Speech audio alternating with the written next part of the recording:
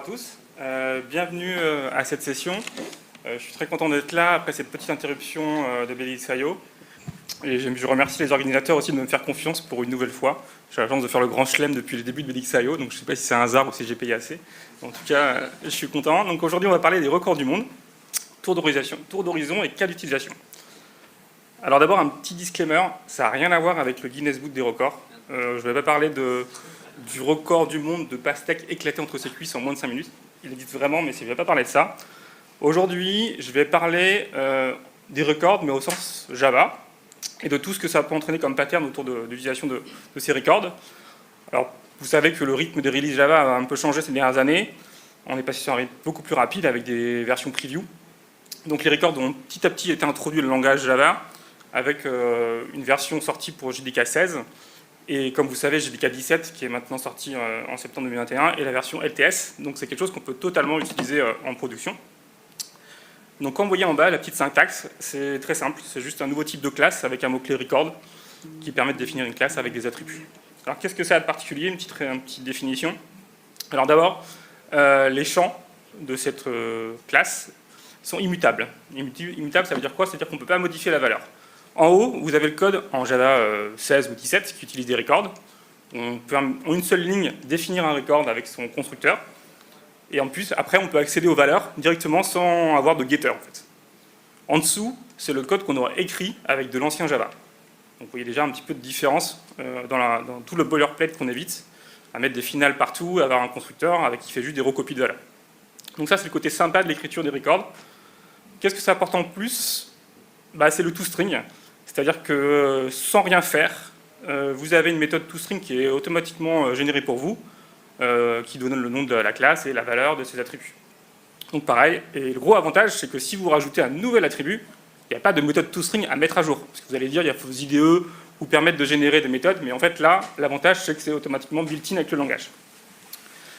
Et ensuite, autre pattern très intéressant, c'est le equals et hashcode, qui est automatiquement implémenté pour l'égalité sur les valeurs de ces attributs.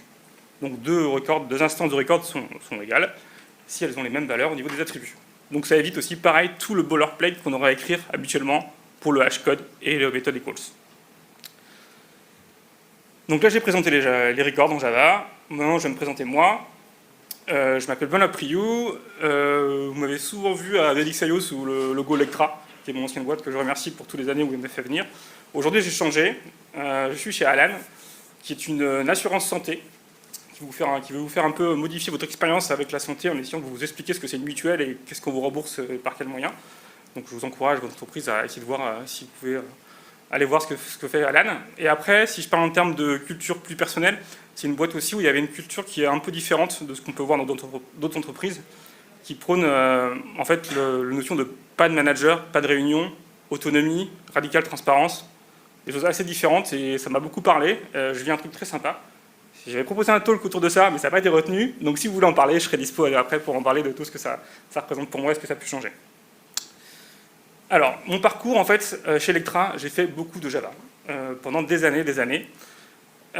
Ensuite, j'ai un peu testé Kotlin, que j'ai vraiment adoré aussi comme langage de programmation. Et aujourd'hui, je suis arrivé chez Alan, et ils ne font pas de Java, ils font du Python. Alors, vous dire que la première fois, c'était un peu bizarre. Je suis parti un peu de zéro. Lorsqu'on a fait 15 ans de Java, on arrive, voilà. Je peux vous dire que ça se passe bien. C'est un truc qui est très intéressant dans une carrière de changer de langage et de repartir à zéro. Et on se rend compte qu'on a quand même beaucoup de choses qu'on sait déjà, des concepts qu'on peut facilement réutiliser dans un autre langage. Et c'est plutôt gratifiant de se dire qu'on n'est pas juste un expert dans un langage donné. Et en fait, ce talk, moi, ce qui est intéressant, c'est que les records arrivent en Java, mais le pattern derrière, qui ont record data class, je l'ai vécu par mon expérience dans les différents langages. Et aujourd'hui, j'arrive avec plein de choses que j'ai déjà utilisées autour de ça. Et l'idée, c'est un peu de vous montrer un peu des utilisations qu'on peut en faire aujourd'hui dans le monde Java. Alors moi, j'ai un peu touché du doigt au tout début la notion de record en Java avec Lombok. Je ne sais pas si vous connaissez, c'est une librairie qui permet avec juste des annotations et de générer du code à la compilation pour vous éviter d'écrire ce code qui était vraiment un peu inutile. Donc vous mettez juste un @data sur une classe et en fait, à la compilation, des méthodes sont générées et votre classe est enrichie avec des getters. Et dans le cadre de l'@data, vous avez exactement le même comportement qu'un record en Java 17. La seule différence, c'est que vous avez plutôt des getters et pas un accès direct à l'attribut. Alors vous dire, c'est magique, pourquoi les records sont arrivés?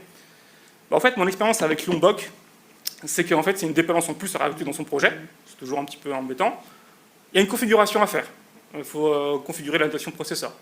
Alors on le fait dans son build, il faut le faire dans son IDE. Parce qu'il faut que l'IDE se rende compte que quand on rajoute ces notations, il y a ça. Et il y a un peu de magie qui arrive, parce que si un développeur arrive et n'a pas configuré son IDE, il clique sur un get, mais qui n'existe pas dans le code, en fait.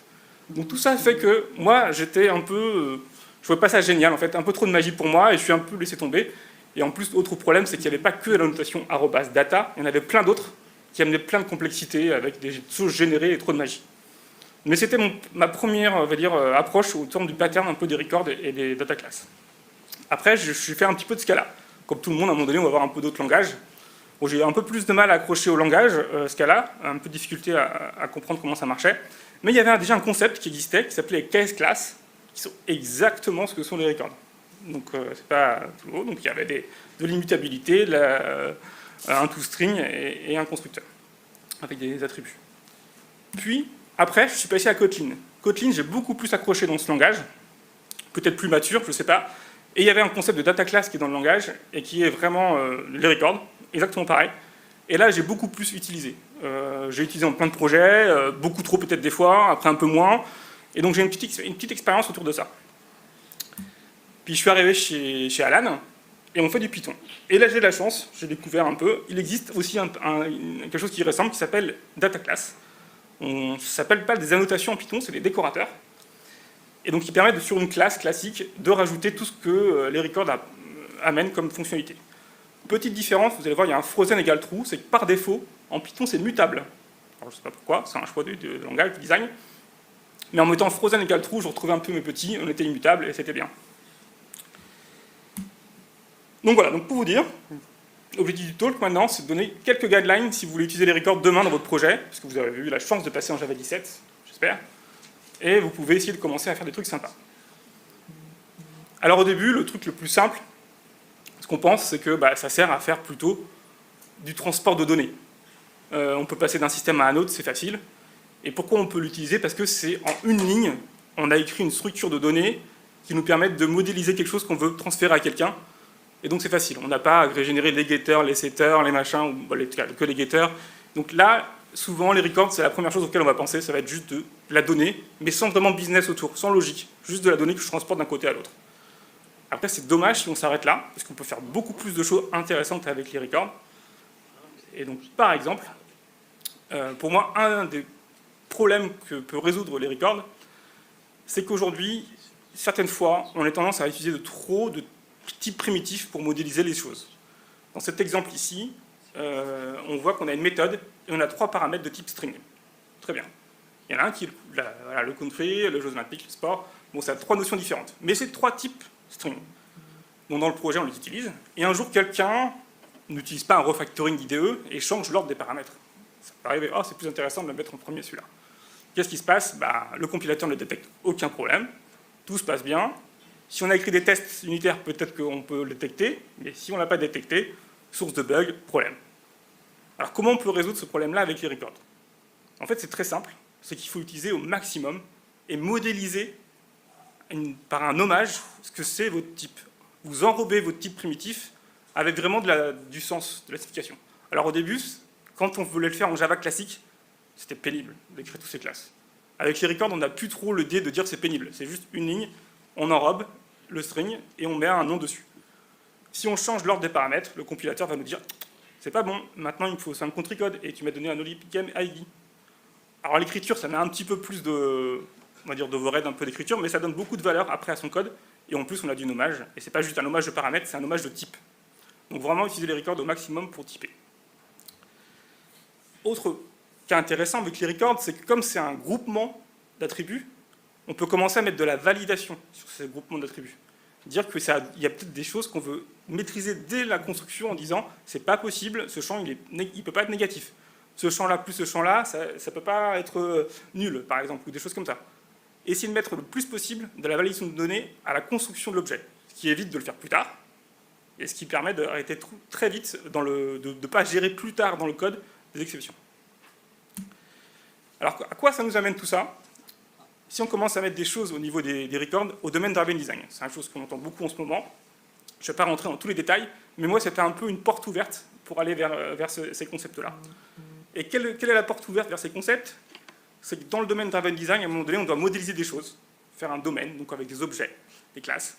Et il y a deux types, entre guillemets, d'objets principaux. Il y a les entités et les value objects. Les entités, c'est quelque chose qui est assez facile à comprendre. Aujourd'hui, c'est un objet qui a un cycle de vie, qui peut être créé, qui peut être détruit, qui a souvent un ID technique. Et il y a les value objects, pour moi, qui est un concept plus difficile à appréhender, mais très important et qui permet de vraiment changer, un game changer dans ton code. C'est quelque chose qui a un objet métier immutable, qui est défini par ses attributs, et qui n'a pas d'ID, en fait. C'est quelque chose qui permet de donner une valeur métier à un ensemble d'attributs. Et là, très vite, on voit que les records, ça match hyper bien avec la notion de value object. Donc là, par exemple, si on veut faire le comptage de médailles, qui sera un value object, donc c'est pas finalement une entité, il n'y a pas d'attribut, c'est juste que c'est un compte de médailles qu'on pourrait attribuer à un pays qui, lui, serait stocké en base, mais c'est quelque chose qui a un sens. Là, on peut lui mettre de la validation dans le constructeur. Donc là, vous voyez comment on écrit un constructeur en record pour overrider en fait, ce qui se passe après la construction.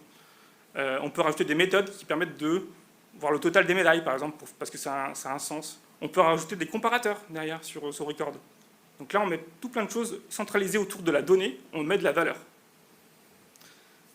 Et on peut même aller plus loin et dire qu'on peut ajouter deux records ensemble.